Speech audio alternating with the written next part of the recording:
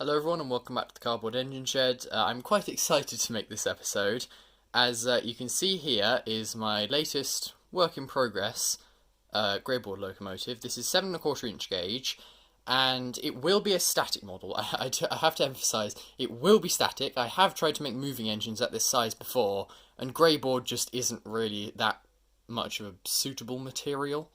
Like I said, I have tried it, and all 4 times it has failed. So, like I said, greyboard isn't very suitable. But anyway, on with the engine. So it is a Freelance 464 Hudson, and again, it is very much a work in progress. You can see I've got the chassis and the frames are almost finished. The running boards from here backwards, none of the running boards are attached, and here you can see the frames. They're basically just block frames, as in on the underside of the frames you can sort of see it, it's just got a flat bottom, so it's not necessarily realistic in how it's built. And of course the running boards, traditionally you'd have 2 running boards so you can see down into the frames. Because of how the engine's built and the size of it, the running boards are just one big flat platform. And of course I've numbered the sections, and back here this is sort of still being worked out, it's not very neat, but here's the curved section of the running boards, and obviously there'll be the firebox here and the cab, and the engine will have a round topped firebox. And as you can see, here is, well, this is basically the second drawing I made of this locomotive, just a rough layout of the engine. So you can see round topped firebox, and it is very LNER-ish. It's sort of intended to be somewhat of a big boilered locomotive. So if I move back, which it's quite difficult, if I move back, you can see the smoke box is very, very large. And of course then the boiler will be very big, so it will very much be a big boilered locomotive. And if we come around to the smoke box, again, very LNER-ish. The left-hand cylinder is, I believe it's a left-hand cylinder, is, as you can see, it is fitted, but the right-hand cylinder, which is actually just over there, I have not attached it to the other side of the model, as it's sort of a bit difficult to flip the whole thing around. You can see when I folded the edge of the cylinder block, it did crease a bit, and what I'm considering doing is I will paint it, and that will probably fix the issue because it will smoothen it all out a bit. If not, then I'll take off these rivets and wrap it in paper. So that might be a better option. And the running boards, as you can see it's a bit messy and scraggly on the edge of the running board.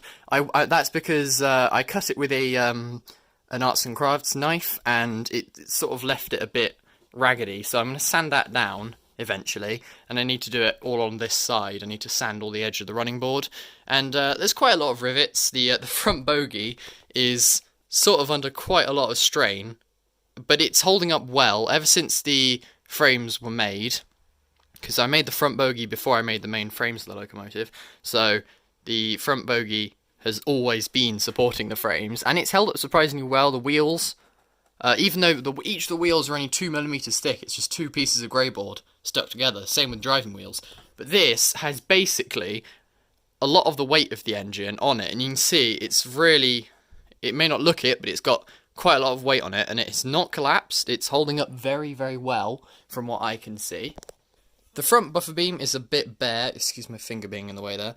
The front buffer beam is a bit bare. I'm still, of course, like I said, I'm still working on it, and there's a lot of components which need to be fitted. You know, mechanical lubricators, oiling points, and of course a lot of rivets. But the Smokebox saddle doesn't fit perfectly. Obviously, this is all, none of it's attached yet, but when I do attach it, I'll try and sort of smoothen everything out and make sure it all fits properly. The main steam pipe, well, there's one of them here, fits on just about there. And the Smokebox door does open, as it can't open all the way, but it does open, except it is slightly temperamental and doesn't always close properly. So I'll probably need to fix that at some point, but let's just leave that. The Smokebox is made with, obviously, a flat piece of greyboard here, the ring on the front with the Smokebox door, and then 3 sheets of greyboard wrapped around, and here is the seam. So there's the rivets. And, of course, the superheater, I believe this would be sort of, well, especially up here, there'll be a sort of a round piece, which is part of the superheater. setup. I'm not 100% sure how superheaters are all put together in the Smokebox, but of course,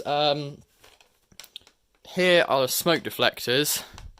The handrail's fallen off. Please excuse that. As you can see, the smoke deflector will fit here. It's very, very hard to get the whole engine in shot, but you can see that will make it look even more LNER-ish.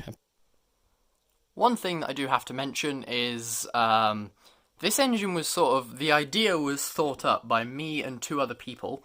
Those people being Nicola Rad on Instagram. I'll put a link to his Instagram account in the description as well. And Tom's Lego Trains on Instagram, who's also Tom's Lego Trains on YouTube.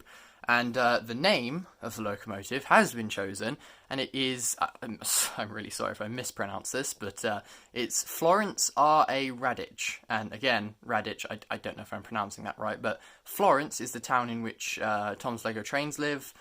R stands for Ravi, who is also known as Steam Engine Art on Instagram. He's also a big help, and we decided to include him in the name.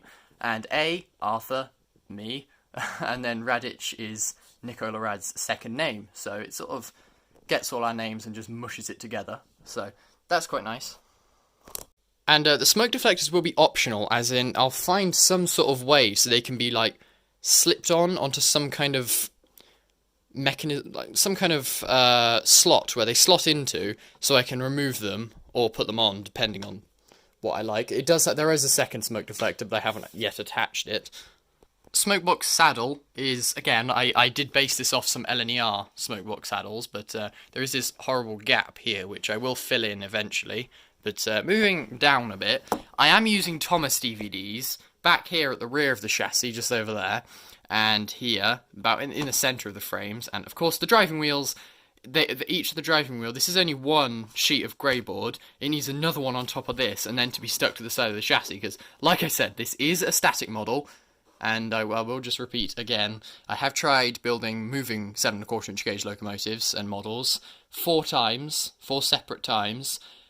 Every single time it hasn't worked. And plus, like I said, grey board and cardboard aren't the most suitable materials. I mean, I suppose with cardboard it could be possible, but grey board is just not really a brilliant material. And plus, I have made spoked wheels in the past for an old 7¼ inch gauge county, but I no longer have it. I only have the front bogie chassis and the cylinder block. But either way, I'm pretty sure that model is a bit under scale. But either way, those wheels would never be able to support the weight of this engine once of course the boiler, firebox, and cab have been put on. I highly doubt those wheels would have ever been able to support the weight of this engine. But either way, go back to what I was saying, there are Thomas DVDs supporting the chassis, because the wheels are just sort of balanced against the side of the frames. And at some point I will, of course, attach the running boards, because like I said, from here backwards, none of the running boards are attached. Like I said earlier, here is the right-hand side cylinder block, which I'm yet to attach, the steam pipe, and these 2 wheels are for the trailing bogie, which they go on the other side, and of course these aren't yet attached either.